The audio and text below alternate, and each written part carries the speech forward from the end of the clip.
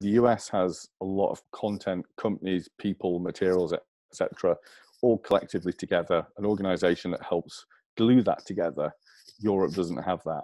What Europe does is a great ecosystem of investors putting vast amounts of money into SaaS companies without any piece joined up to see what the impact is of channel partners within those organizations. So there's a lot of strategic partnerships and technical integrations and things that happen, but nobody's pulling that glue together around Europe. So for me, it's like I can't get a grasp of the picture of what impact is a channel partner manager having in a SaaS organization in Europe.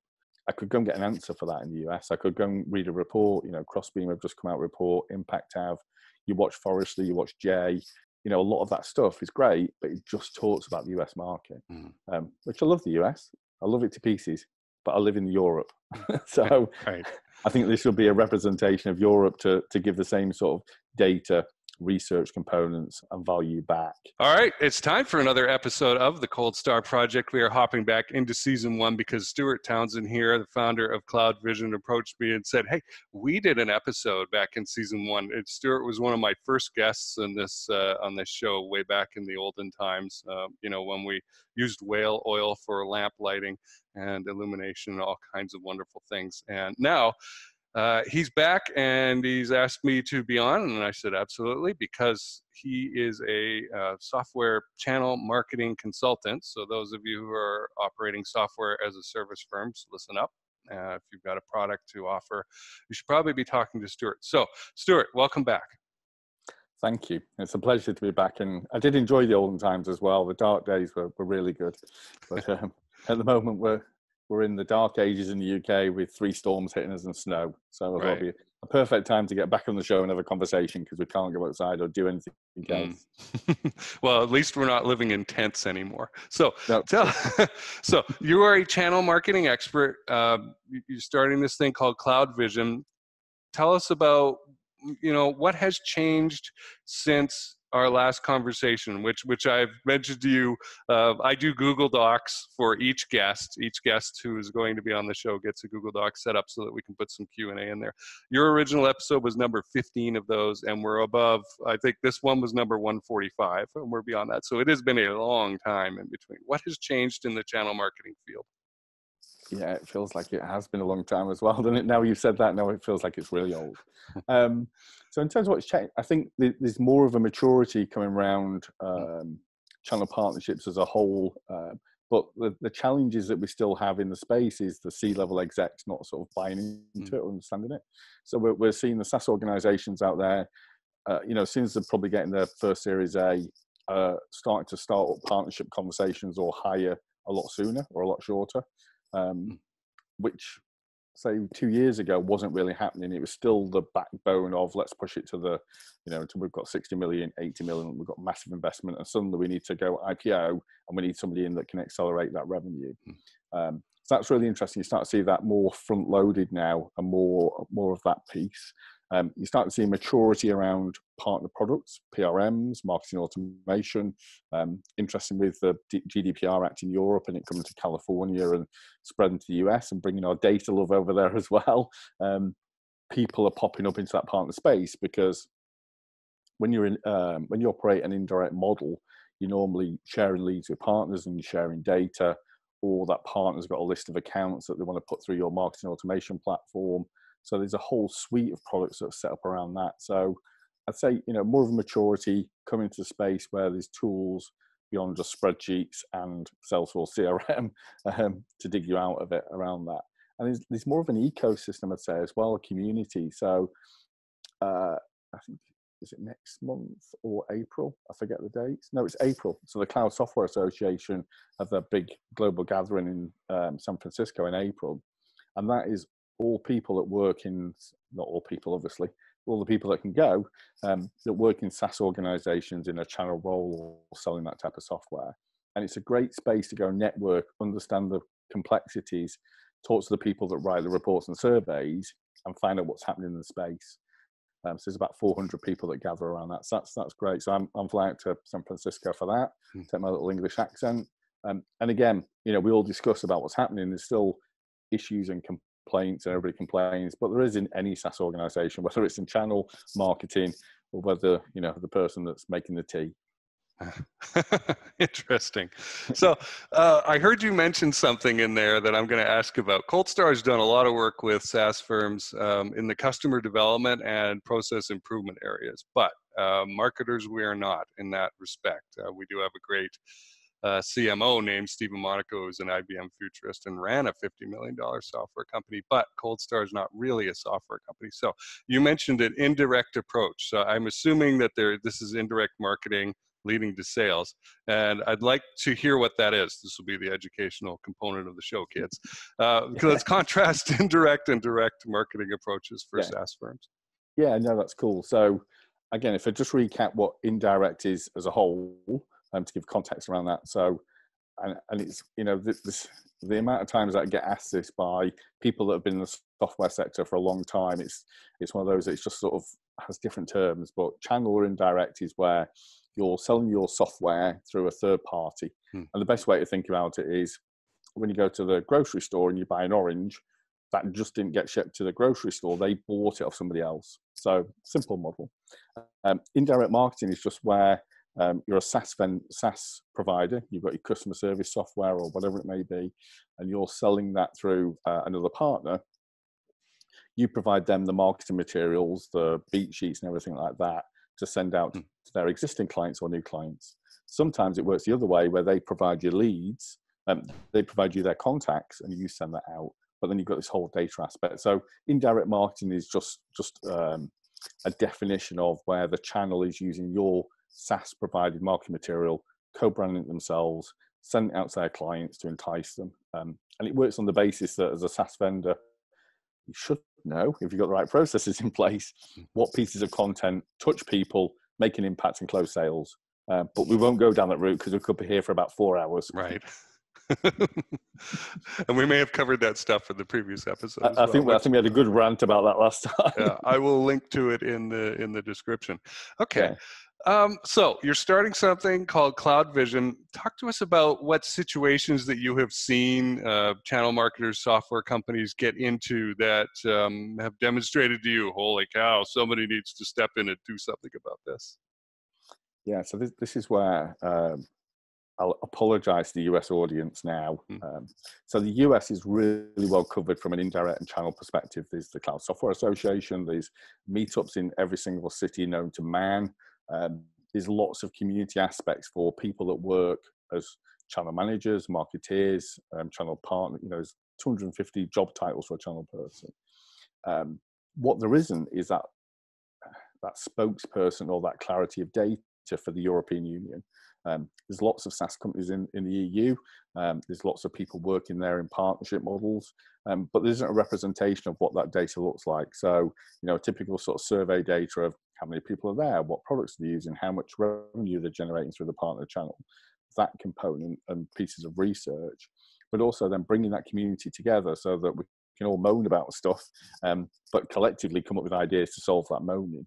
So like I say, that my vision is to be the glue to bring that together, a bit like when a sort of big data week, sort of 4 or 5, maybe longer years ago, was just acting as an anchor to bring those communities, let them do their own thing and sort of set themselves up. Because I don't want to, you know, I'm not going to travel to every single city across Europe. It'd be nice, but it'd just take forever, and I'd just be spending my days on trains and planes. But yeah, to bring that community together, share news and insights, what's going on, you know, as much coverage as I can, and start to get best practices and knowledge share going so that those people that have entered that position for the first time have a set of resources and know what they're doing and somewhere to go around that. They've got news of what's happening in the sector. So what's the latest products, how to work with partners, is there a decline in the partner sector around that? And then again, I'll be starting to interview these people and bring them together into that community and share that knowledge around that, so that again we've got a sort of collective thought process. Okay, so yeah. Community is the name of the game here, and that is super important today. I think maybe it's always been important, probably more important than any individual product or service. Hey, this is Jason Canigan, the host of the ColdStar Project and the founder of ColdStar Technologies. I've decided to do something new. I've started doing daily update videos on who I met and what I learned the previous day in the space field. And it's a great sort of follow me thing. You can learn what I learn. I'm meeting a heck of a lot of people and learning a lot of things really fast. And the space field is really disparate. There are tons of nooks and crannies to go into and explore, from legal, operational, regulatory, compliance, and gosh, the end customer. Who'd have thought about that, right? So you can sign up for this. If you go to coldstartech.com/MSB, that's short for Make Space Boring, the mission we're on, then you can sign up, and in your email you will get a daily notification that the new video has been posted. I'm also thinking about doing some branded mini courses and summarizing papers as I'm able to. So those will be some goodies that are in there as well. So if you're interested in that, go to coldstartech.com/MSB and join us on the mission to make space boring. Now back to the interview. What values are you bringing to the table here where you're saying, look, these are really important? Yeah, for me, I mean, it's just one key value, which is knowledge share. And, if you, it's hard in the world nowadays, and it's sort of, cutthroat about knowledge, and everyone wants to be first and they want to do this. Well, that doesn't benefit anybody. So for me, it's about bringing that knowledge share, bring what you've got to the table, not being antagonistic and sort of being detrimental, because in this type of, it's bizarre in the sort of, direct sales is direct sales, and you go for a job and then you become VP of sales, or, you move up, but you're selling direct to a client. In the channel partner, channel marketing, or sort of the indirect world, you tend to stumble into it. It's not the sort of thing you leave school and go, I'm going to be into indirect sales. You just wander into that role with no training, no idea of where you're going, in a sense, and you sort of pick it up from your peers. And within that, you may pick up, not very good practices, or sort of not the right thinking, and not the way you should treat your partners. So yeah, it's about that knowledge share and being, ethically correct, and following the sort of a best of breed practice around that. Okay. So I'm hearing about breaking down barriers and getting people in a room who aren't normally together in the room, which is critical in every industry. And I've seen that so many times, starting with the municipal experience back in North Vancouver, a ridiculously long time ago now, coming up to 18 years ago right now. You get 2 + 2 = 5 in those situations. It's quite interesting. So, and accuracy of information seems to be important too. You don't just want the blind leading the blind. So, and I've seen that where you get accountants who are very nice and good accountants, and they end up in accounting software sales for their firm because it's a natural thing, right? And then somebody's got to service that. But when you go through a contraction in the industry like we did after 2008, where Microsoft and Sage really put the hammer down on their channel partners, made them start doing cold calling, took away their warm leads because they were doing a lot of provision for that. It was a disaster. I was in sales training at the time, and I talked to a lot of accounting folks who were literally crying about the situation that they were in, and many left the field. They didn't want to do it. So having a community to go to where they can at least express themselves in that sort of situation would be very valuable. Now, that's on the negative side. On the positive side of things, of course, we're talking about growth.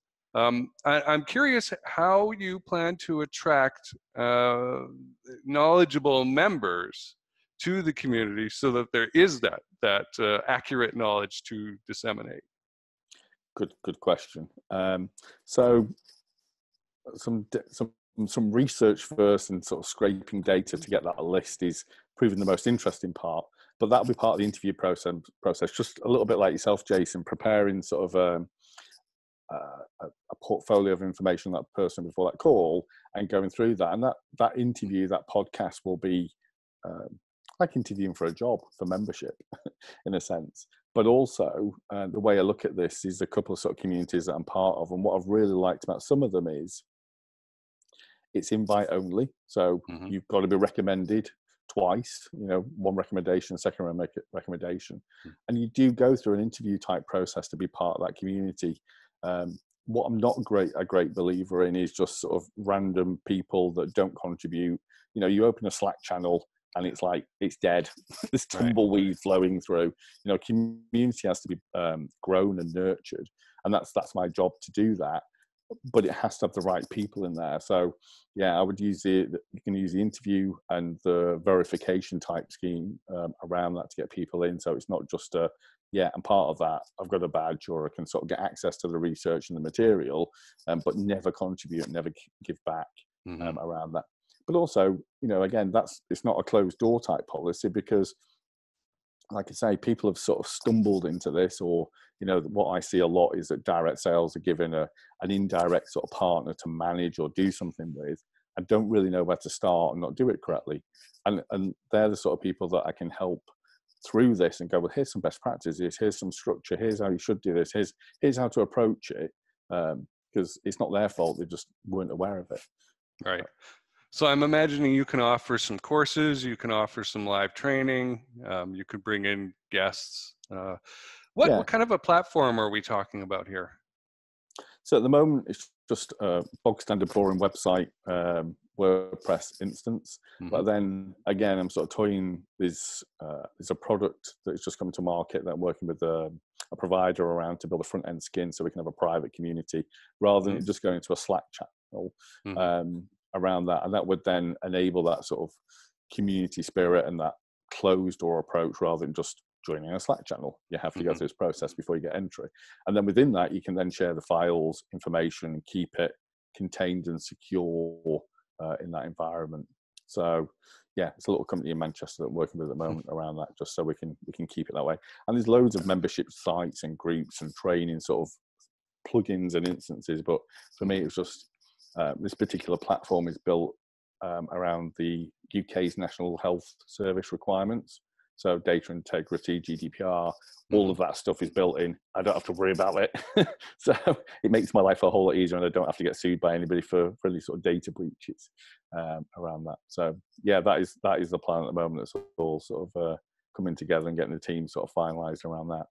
Okay, so there needs to be some kind of central communication system. The storage and the delivery part of it is easy, but the talking between people, I think, could be a little more challenging to figure out. How do you want that to look? Slack is good because it's quick, but on the other hand, information disappears very quickly, right? You can still search, I guess, with paid stuff, but to even think to search might be difficult, right? And then if you've got a horde of people all talking at once, it can get jumbled even with different channels and that. Whereas a forum is more permanent, the stuff stays there, it's more delineated about who's talking. So which one of those are you leaning towards? This is definitely a forum methodology. The way this is structured is that individuals can set up, I'm going to contain it at first, because otherwise what we will have is individuals have the ability to set up little groups, but then you've got hundreds of groups and nothing happens in them. Whereas, like you're saying, a forum structure, a question is asked and the group responds, and then it's kept for historic purposes. So 5 years down the line, somebody's asking a question, you start to build up your knowledge base in your articles from that very quickly. So I'm more a believer of that than, like, say, Slack. You have to search back through. Did somebody ask it? The group gets angry because you're asking the basic question, which the answer to 2 weeks ago. And so no, I think the forum definitely does work, and I think for me that just also brings out sort of a picture of what's happening in this particular space and sector. I'm a couple of private groups, and a lot of the discussions at the moment is around world recession, coronavirus, supply chain, those sort of components. But you can see, but then people are putting really intelligent, articulate sort of components answers in there, so you think, wow, okay, this is great. But that'll sit there for 4 years and it'll all be forgotten about, and we can go and revisit it again. Right. Well, I like it. I think the forum is a better choice, and I like the idea of you're thinking about groups, because I remember a long time ago, maybe even back in college, so somewhere in the middle 90s, maybe somebody, a communications instructor or something, mentioned lawyers, if they're bringing stuff to a trial, they want a big fat file rather than a bunch of tiny files, because it's too easy to misfile something. And if it's in the little file of which you've got 20, it's easy to miss that one and forget it. Whereas if you've got 5 big fat files, hey, it may take you a second to find it, but at least it's in there. So at least I like that it's you're there. thinking about it. So we've got values, we've got who should be there, and that. Let's say it's 3 to 4 years from now. Let's jump in the time machine. What do you want to see? What does this look like? I think it's a similar sort of model that I've done before, really, is it becomes self-sustaining, the group moderates itself, people know where to go, and it becomes, its own entity. But for me, it's about, if in 4 years' time, somebody can say, all right, okay, I'm in a SaaS organization, I'm selling stuff, my boss has just turned around to me and said, this partner thing seems okay, it's on your plate, go and deal with it. There's resources and material and stuff that they can go and get straight away and not have to think, I don't know where to start, make mistakes, do it incorrectly. So that guidance. But I think also showing the growth of the partner ecosystem within Europe over the last 3 or 4 years, talking about Doctor Who future time, and seeing how that's expanding, the number of headcounts in there, how it's contributing to the economy. And again, because I think, I just sort of touched on this point at the start, it's changing I want to change the perception of channel.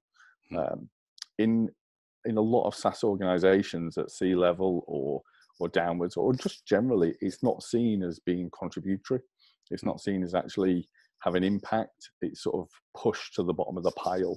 So with the data that can validate that in the community, that would definitely give the value back and show that. So that's what I'd like to see. If I could get it so that the C-level execs and SaaS companies were like, the first thing we need to do once we build direct is build indirect. My job is done. I can retire. Okay, and let's go pick up the stuff from CloudVision. Yeah, help us implement that and know what to focus on. Exactly. You can't afford to be second best. You need to be first, and that requires speed. Now, if you're thinking that growth is supposed to be slow and steady, frankly, the way I was taught back in the 90s in the operations management and business administration programs, you are too slow. We have to adapt. And in space, it's no different than anywhere else. People like to think they're special in space, and it is fun, all the stuff we get to work on, but business is business. The fundamentals nowadays are conservative growth is not good. You need to run as fast as you can and risk outstripping your supply lines, which means in our world, using up the capital that we've got. That's a risk. But there is no prize for second place. There certainly is no prize for third. If you want to scale operationally fast, come talk to us at Cold Star Tech. We are the process experts for scaling fast. Now back to the interview. So, one thing I think we haven't stressed enough is the European focus that you've got here. Talk to us about that. Yeah. So again, the US has a lot of content, companies, people, materials, etc., all collectively together. An organization that helps glue that together. Europe doesn't have that. What Europe does is a great ecosystem of investors putting vast amounts of money into SaaS companies without any piece joined up to see what the impact is of channel partners within those organizations. So there's a lot of strategic partnerships and technical integrations and things that happen, but nobody's pulling that glue together around Europe. So for me, it's like I can't get a grasp of the picture of what impact is a channel partner manager having in the SaaS organization in Europe. I could go and get an answer for that in the US. I could go and read a report, Crossbeam have just come out report, Impact have, you watch Forrester, you watch Jay. A lot of that stuff is great, but it just talks about the US market, which I love the US. I love it to pieces, but I live in Europe. So right.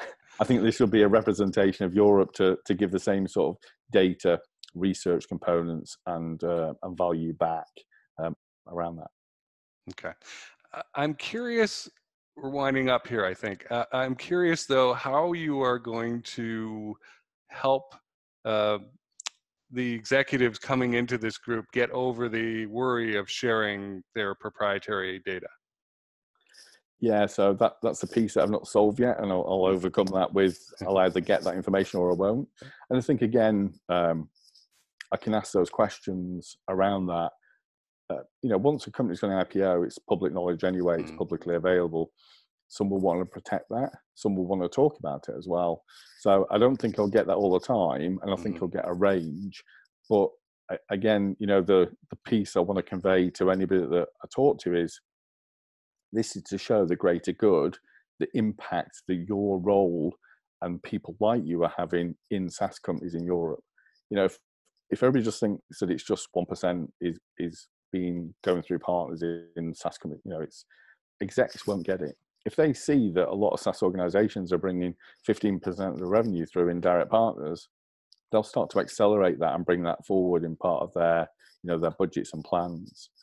So the data, I won't say the data never lies because it can be nurtured, can't it? But the data will help with that justification. So it's a bit of give and take, and it can be confidential. I can mask it. I can make it a sort of neutral type survey, which just gives the agnostic piece rather than naming it. So there's a couple of ways to skin that cat, but the end game is to prove that channel does work. It brings revenue to organizations, and it's probably more than you think. Very cool. Okay. Well, that was a tough question. I appreciate your answer.